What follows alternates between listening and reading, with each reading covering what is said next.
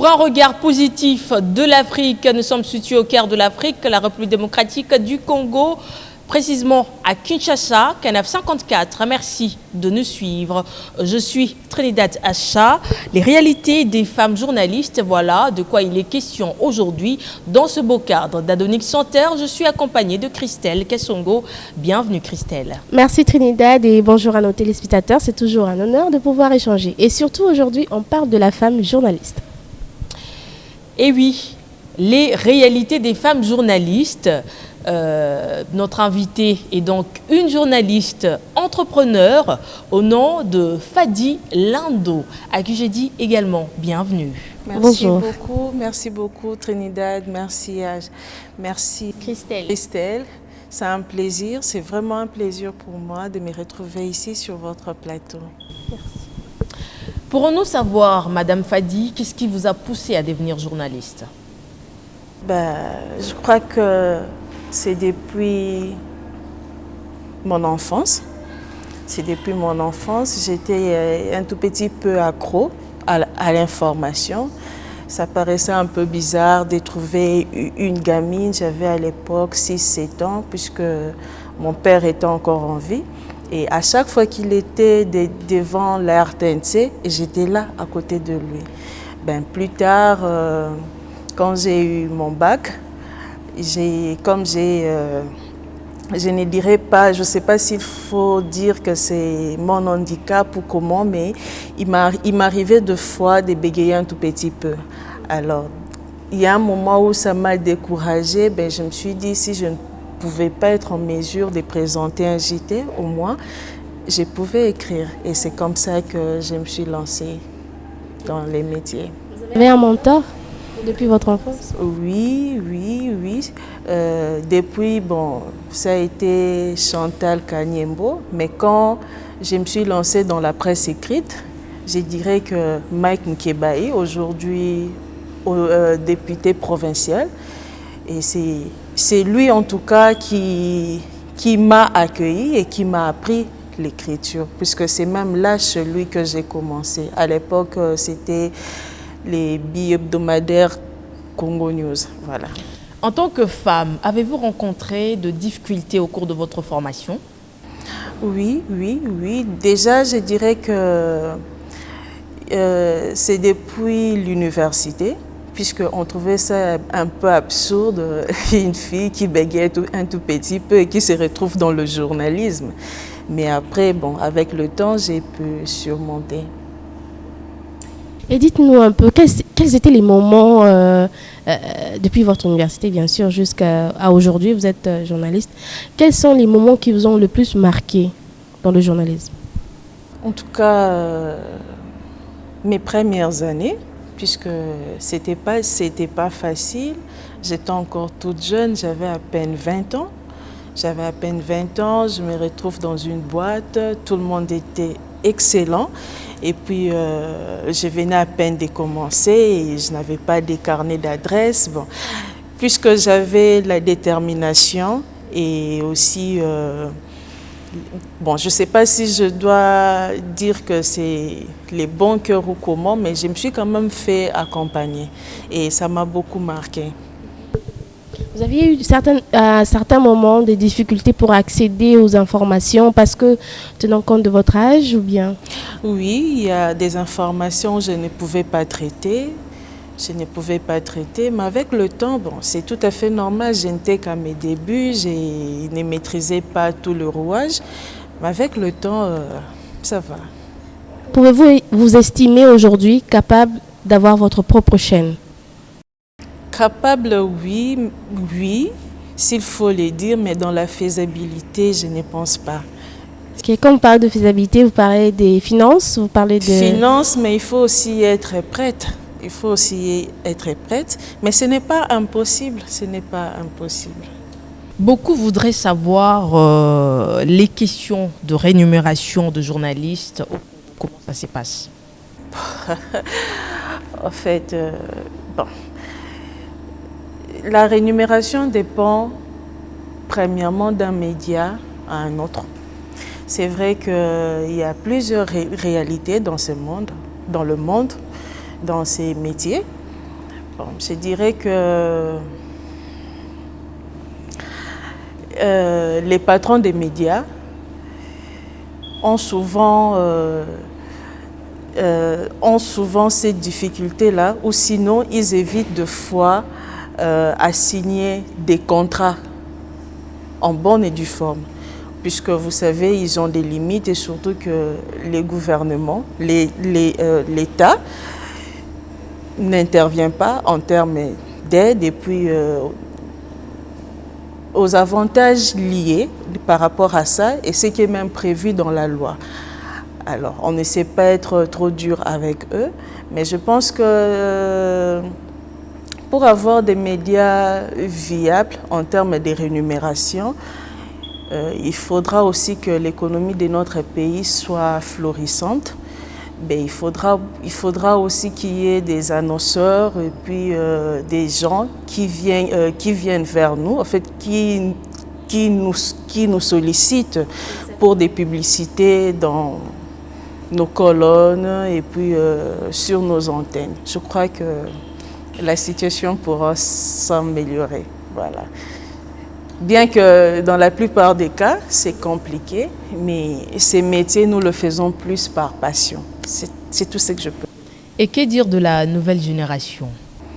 La nouvelle génération de journalistes. Comment pensez-vous que cette génération appréhende le journalisme? Est-ce que, là on va beaucoup plus parler des femmes, des jeunes filles journalistes aujourd'hui, pensez-vous qu'elles savent ce que c'est réellement le journalisme ou bien elles viennent juste par envie de passer à la télé par exemple, par envie d'être connues de nom? En fait, pour cette génération, déjà, heureusement que vous avez déjà une part des réponses. En ne sent pas cette passion-là, cette volonté-là de faire mieux les choses. Puisque à l'époque, avec nos modèles, disons l'ancienne génération, on sentait cette passion-là, cette façon de se procurer du métier. Donc, elles étaient pleines dedans là. Et puis, on sentait cette volonté à pouvoir faire mieux. Et du coup, à l'époque, tout le monde rêvait être la future Chantal Kanyembo, la future Nassi Odia, la future Gaël Kimbungu. Et bon, la liste n'est pas exhaustive. Mais avec cette nouvelle génération, on ne sent pas. Hein? Donc, avec l'avènement des réseaux sociaux, on sent un peu du fainéantisme, c'est-à-dire on ne court pas après l'information. Donc voilà. On fait du buzz. Oui, on est plus dans le buzz, c'est ça. Alors, certaines langues disent que les femmes journalistes se font entretenir par les politiques à Kinshasa. Qu'en dites-vous? Déjà, oui, mais bon, je dirais, malheureusement, c'est un chemin de croix de nous femmes journalistes, puisque nous sommes toujours en contact avec des hommes et dans plusieurs domaines. Et du coup, on nous colle des étiquettes X avec elle et tout ça. Et quand on voit l'une de nous, Acha ou Christelle, en train de rouler carrosse, on s'est dit du coup, elle doit être une copine à tel DG, à tel ministre, alors que ce n'est pas le cas. C'est vrai que, pour être honnête, c'est vrai qu'il y a nos consoeurs, malheureusement, qui se retrouvent dans ce que l'on nous reproche. Les unes vous diront qu'elles font ça peut-être pour arrondir leur fin de mois, peut-être aussi pour s'offrir ces standings qu'elles ne peuvent pas avoir avec ce qu'elles gagnent dans la presse. Voilà. Vous êtes sûr qu'elles ne peuvent pas avoir ou c'est question de volonté? C'est question de volonté, je ne sais pas trop, puisque peut-être qu'il faudrait les inviter, si vous savez les identifier. Soit c'est ce que je me dis. Avec la réalité, avec la réalité des salaires des journalistes. Oui, voilà. Elles peuvent payer. Elles se lancent dans ça. peut-être pour aussi avoir des scoops, soit avoir peut-être plus de voyages. Et bon, il faudra peut-être les inviter pour en savoir un peu plus, la si femme vous savez journaliste, seulement les identifier. Elle est tellement enviée, la femme journaliste, et tout le monde veut s'en accaparer. Bon, là, je ne pense pas, puisque je ne pense pas que tout le monde peut s'accaparer de vous si facilement comme ça. Donc, je pense que ça dépend d'une personne à une autre. Et la première des choses, c'est si la personne elle-même veut, puisque à moins que ça soit du forcing, là, c'est du harcèlement. Vous, personnellement, vous est-il déjà arrivé une sollicitation d'un politique? Où il y a eu du forcing, par exemple? Ben là, il y a très longtemps, c'était dans mes débuts. Heureusement que j'étais très bien encadrée. Et je dirais que dans le parcours de mon métier, j'ai peut-être toujours eu la chance de me retrouver entre les hommes. Et des fois, dans la rédaction, vous savez, on s'est dit tout. Et des fois, ça nous aide à ouvrir les yeux. Voilà. Personnellement, oui, ça m'est arrivé. Même dans une maison des médias où, par exemple, je suis passée. Mais bon, ce sont des cas qu'on essaie de gérer. Comment vous avez géré? Comment vous pouvez quels conseils pouvez-vous prodiguer à la génération actuelle, par exemple? Par rapport à ça, il y a des cas où on peut gérer. On peut facilement gérer en tant qu'adulte. Mais il y a des cas où, des fois, c'est exagéré. On s'est dit qu'il faut à tout prix dénoncer. Mais déjà, pour mon expérience, le fait de dénoncer a coûté mon emploi. Oui, a coûté mon emploi. Et puis, il ne suffit pas seulement de dénoncer, mais il faut aussi prouver les faits. Comme nous le savons, ces actes, disons, liés à l'harcèlement, au viol, se posent de fois sans témoin. Donc du coup, quand vous dites ou quand vous essayez de dénoncer, peut-être qu'on ne vous prend pas au sérieux et du coup, après, ça devient un sujet de provocation.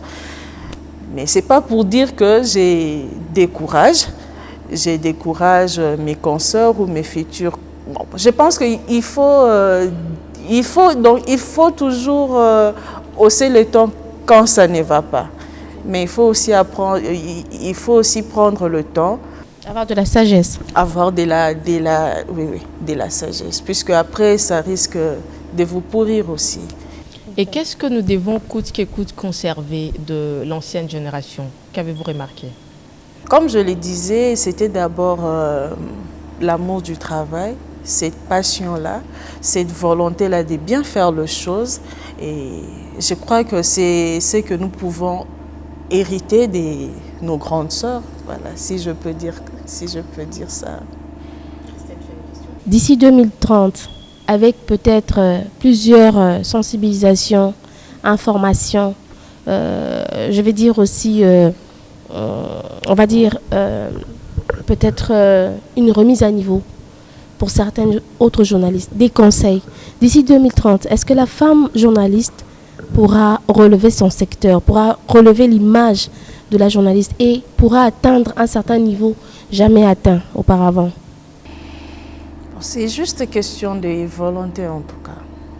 C'est juste question de volonté. Si l'on peut, je pense que même quand vous parlez de 2030, c'est peut-être trop loin. On peut le faire même dès aujourd'hui. C'est juste question de volonté et vouloir remettre un peu de l'ordre dans notre secteur. Y a-t-il besoin également de sensibiliser les patrons des presses? Sensibiliser les patrons des presses, je pense que la meilleure façon de sensibiliser ces patrons des presses, c'est peut-être par nos disciplines. D'abord, nos femmes, nous devons d'abord nous discipliner, avoir plus des personnalités et surtout pour notre propre dignité d'abord. Je pense que si on arrive à faire ça, déjà ça sera une sensibilisation mais faite de manière ou de façon indirecte. Et vous pensez qu'un jour vous pourrez diriger une instance ou encore un ministère, le ministère des médias, si si ça arrive, quel sera votre leitmotiv? Exactement. Comment est-ce que je vais, vous voudrez dire, comme, disons... Si vous devenez ministre des Ministre médias de aujourd'hui, médias. votre motivation? Vous parlez en termes d'action.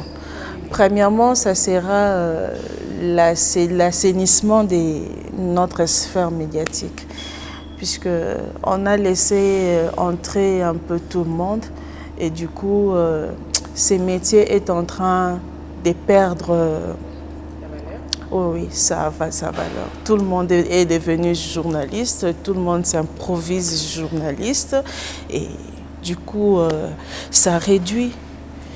Je reviens sur la motivation que vous aurez en tant que ministre des médias. À part le nettoyage dont on parle et beaucoup plus, on a visé par exemple les moutons noirs.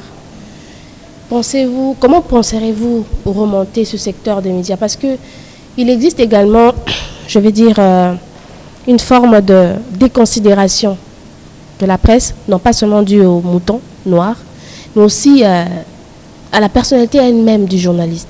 Comment pensez-vous relever ce secteur, ce domaine-là, ce point-là?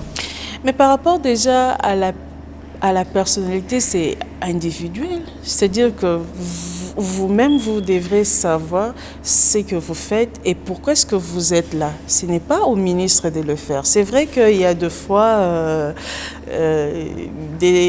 on peut y penser aux séances pédagogiques pour que de temps en temps nous puissions nous remettre sur le rail. Mais je pense que c'est d'abord individuel, puisque le ministre peut être là, il peut beau crier, il peut beau sanctionner, mais si déjà nous-mêmes, nous ne savons pas pourquoi est-ce que nous sommes là, puisqu'aujourd'hui nous voyons des journalistes se transformer en politiciens, et puis voilà, on ne sait plus est-ce qu'il est vraiment journaliste ou il ne l'est pas. Donc je pense que c'est d'abord individuel. La personne doit savoir que je suis journaliste et pourquoi est-ce que je le suis et qu'est-ce que je dois faire en tant que journaliste. Je pense que c'est d'abord individuel.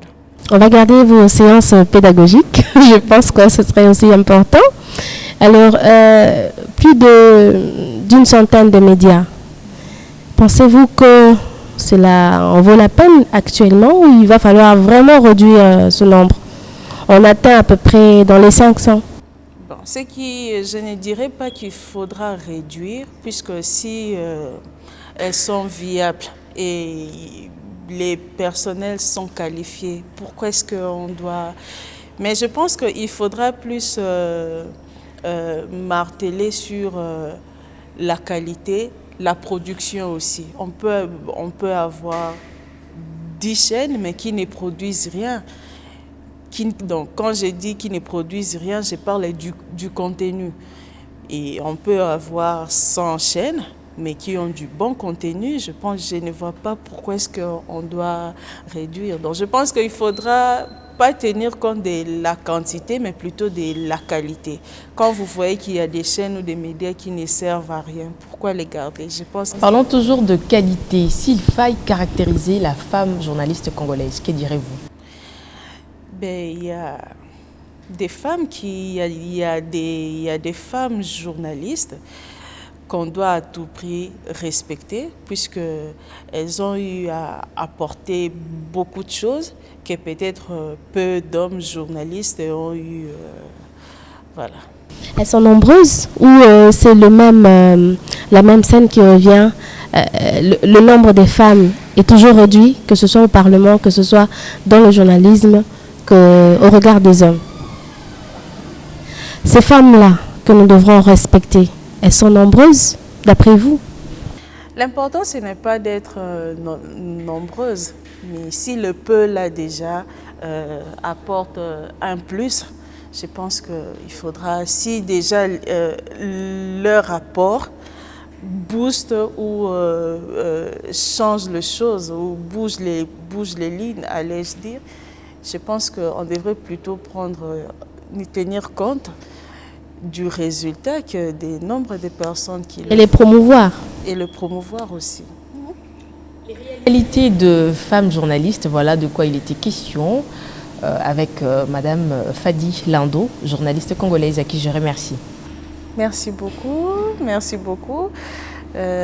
Comme je l'ai dit au début, ça a vraiment été pour moi un plaisir de me retrouver sur ces plateaux et devant mes consoeurs et parler des réalités des femmes, de nous-mêmes dans ce beau et grand pays.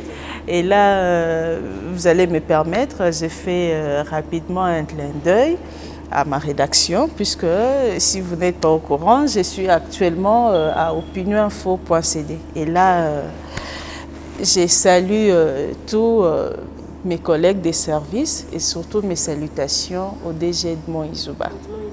Ouais. Merci, je ne t'ai pas seule, je t'ai accompagnée de Christelle Kassongo, à qui je remercie également. Merci beaucoup Trinidad, c'est toujours un honneur. C'était un débat fructueux autour de trois dames, dans un cadre d'Adonique Senteur, que vous avez aimé certainement.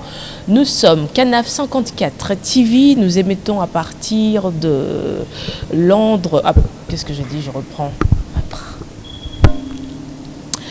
Voilà, c'est donc la fin de cette émission Impact sur Canaf 54 TV. Merci de l'avoir suivi, restez branchés.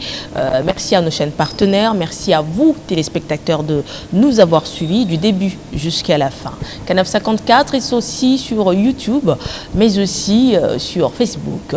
À nous revoir. À très bientôt pour un autre programme. Merci.